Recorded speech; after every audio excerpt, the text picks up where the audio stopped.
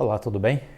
Um dos mais respeitados investidores do mercado brasileiro, o André Jakurski, ele vê uma sombra de incerteza pairando sobre os mercados internacionais.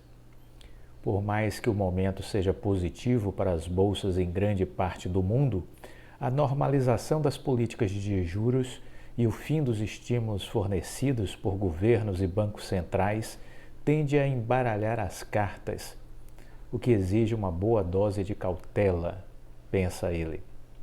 Vamos falar sobre isso. Bem-vindo ao canal Viver de Renda. Se inscreva no canal, deixe seu like e compartilhe com os amigos. Nos acompanhe no Instagram Viver de Renda Canal e no nosso novo canal aqui no YouTube, o Café com Ações. Eu sou Clóvis Faleiro, formado em administração, consultor de empresas e investidor na Bolsa desde 2006. Criei o Viver de Renda para compartilhar experiências, as coisas que eu vivi e aprendi enquanto consultor, 30 anos trabalhando no ambiente corporativo, junto à alta administração, diretorias, presidências, conselhos de administração. 15 anos como investidor, erros e acertos na Bolsa. Assim, pretendo, de alguma maneira, disponibilizar todo este conteúdo aqui para vocês, para que vocês possam refletir sobre as nossas análises de conteúdos, as coisas que aqui compartilhamos e assim possam verificar como conduzir melhor as suas estratégias de investimentos, para que possa tomar as decisões certas. Maratone os 900 vídeos já disponibilizados aqui. Faça a linha do tempo, vá em julho de 2020 e suba maratonando os vídeos. Eles vão se complementando. Muito conteúdo que falamos hoje, já fizemos menção a coisas no passado que estão correlacionados ao que estamos dizendo hoje. Então faz sentido fazer essa viagem no tempo. Muito bem. Estamos vivendo um mundo novo. É difícil prever como as variáveis vão se desenrolar, diz André Jakurski. Ele é o fundador da JGP Asset Management e recentemente concedeu uma entrevista para a equipe da Empíricos. E nesse programa ele acabou comentando um pouco a respeito da sua avaliação com relação ao cenário global, o panorama internacional, também discorreu sobre a Bolsa brasileira. Para ele, a pandemia e a injeção de recursos nas economias globais desencadearam uma série de fenômenos bastante singulares. A demanda por bens no mundo explodiu, impulsionada ainda mais pela renda extra disponibilizada pelos governos. E vale aqui salientar que estamos falando aí de algo em torno de 20 trilhões de dólares despejados nas economias globais, né? E há também aí do outro lado um comprometimento das cadeias de produção que acabam tensionando um processo inflacionário.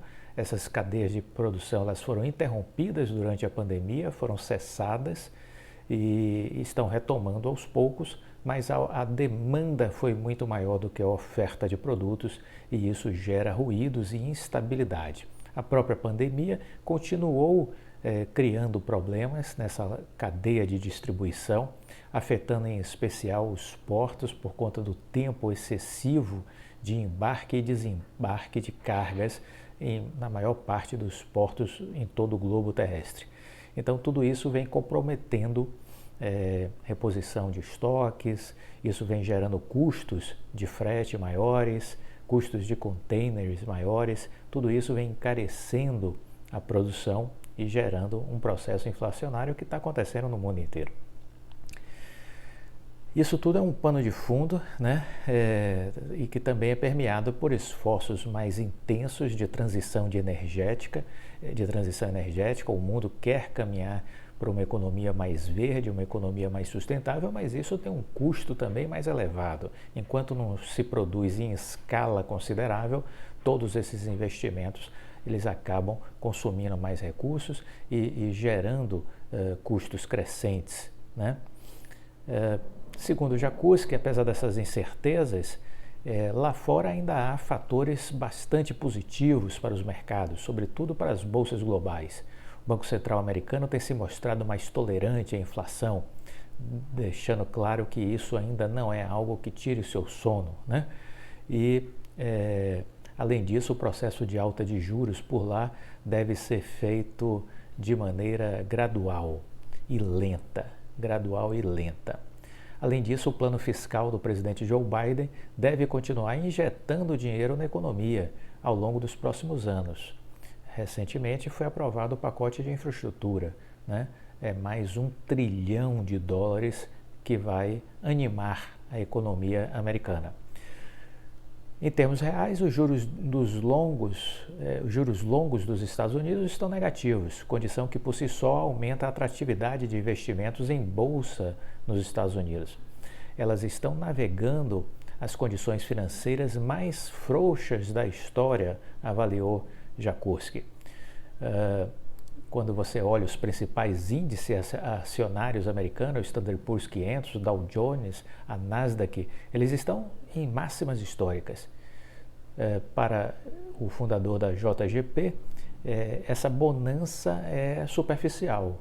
Por mais que esses índices estejam tranquilos, há uma intensa turbulência nos setores e empresas em específico. O exemplo clássico é a rotação entre empresas de crescimento e de valor.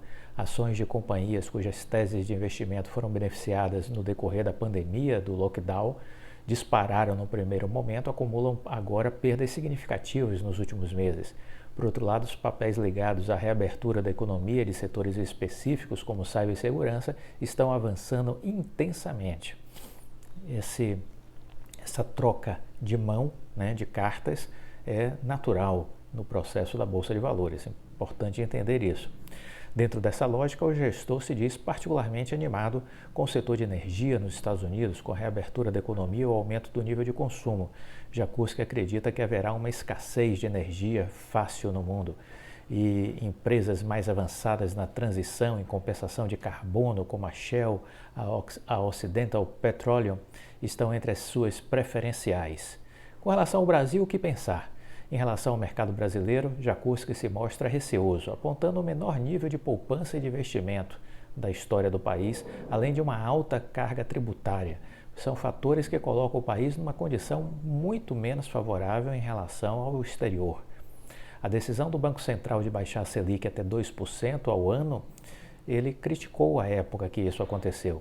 E agora a forte alta nos juros tem um efeito destrutivo para as empresas. O que tem de negativo nos países centrais está agravado aqui. O que tem de atrativo nos países centrais está agravado aqui. A inflação alta vai continuar. Acho que o crescimento brasileiro potencial para 2022 beira o medíocre, segundo ele. No lado fiscal, ele se diz preocupado com as perspectivas. Por mais que o furo do teto dos gastos em si não envolva cifras tão volumosas, o ato de se viabilizar esse estouro pode representar um precedente perigoso, bastante maléfico para a dinâmica das contas públicas. Os populistas tendem a querer dinheiro fácil para gastar mais e, com isso, conquistar votos, conquistar cargos, né, em eleições. Quem dribla o teto uma vez pode fazê-lo novamente no futuro. Mas apesar das dificuldades, ele também ressalta que alguns papéis e setores da Bolsa que caíram muito, foram muito massacrados e assim abrem-se, claro, oportunidades. Abrem-se oportunidades. Ele aponta o setor financeiro, os grandes bancos, que continuam entregando resultados sólidos, independente do ambiente econômico. Itaú e Bradesco me parecem bons lugares para estar estacionado. Há de se pensar também sobre a questão desse ambiente bancário por conta de inovações, disrupções e a própria concorrência com as fintechs, né? Há de se considerar também esse contexto.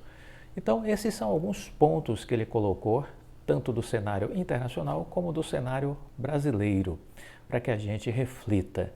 Nós temos que olhar, sim, os aspectos macroeconômicos, mas isso não pode ser decisivo para uma tomada de decisão nossa, porque essa informação, sem o olhar mais profundo sobre as empresas, esse olhar macroeconômico, ele tem muito pouca validade. Primeiro temos que olhar as empresas, o seu contexto, depois olhar o macroeconômico e o cenário local. Essas informações são complementares ao nosso estudo das empresas. Esse é o prioritário. Vendo essas análises do Jakurski, me senti tentado a resgatar dois outros especialistas da área financeira enquanto grandes investidores, né? O Larry Fink e o Howard Marks. Larry Fink este ano fez uma conferência, que eu já fiz um vídeo sobre essa conferência que ele fez, essa palestra, mas aí vou recapitular alguns pontos que eu julgo que são complementares ao que o Jacuski disse. Ele destacou na sua apresentação, Larry Fink, para quem não sabe, é o CEO da BlackRock, ele tem sob sua gestão 10 trilhões de dólares, né? É a maior casa de investimentos do mundo, certo? A BlackRock. Ele disse, olha, os estímulos fiscais realmente eles foram extraordinários, fora de qualquer precedente, mas foram políticas coerentes, ponto. Foram políticas coerentes. Esses trilhões de dólares foram necessários para impedir o pior, que foi as consequências da pandemia. Também estamos vivendo um momento novo com relação a tecnologias novas e eficientes. Vamos demorar ainda mais um ano e meio para conseguir controlar essa pandemia. Não pense que já acabou. Vamos demorar ainda mais um ano e meio para conseguir controlar essa pandemia.